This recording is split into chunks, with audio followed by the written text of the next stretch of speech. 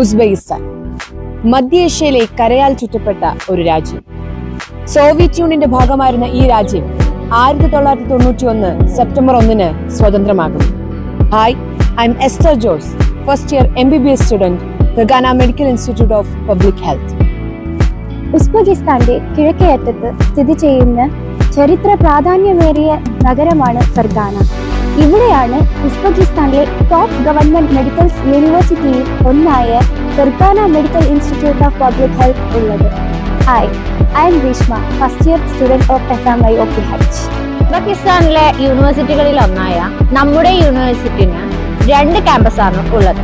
ഒന്ന് main campus, 2 9th base campus.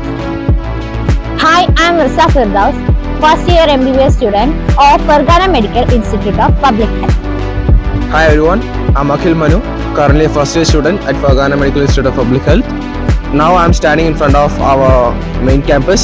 We have 3 buildings over here, and as you all can see, the ambience is peaceful and a serene vibe to it, and also it has a flourishable leafage as well. നമ്മുടെ main ക്യാമ്പസിൽ നമുക്ക് പല ഡിപ്പാർട്ട്മെന്റ്സിലായിട്ടാണ് ക്ലാസ്സുകൾ നടക്കുന്നത്.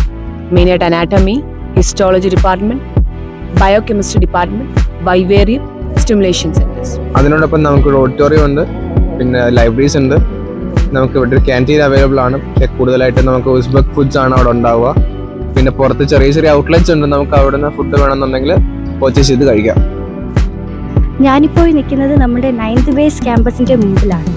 Well advanced infrastructures ഉള്ള ഈ campus നമുക്ക് പ്രൊവൈഡ് ചെയ്യുന്നത് മോഡേൺ എഡ്യൂക്കേഷൻ ആണ്.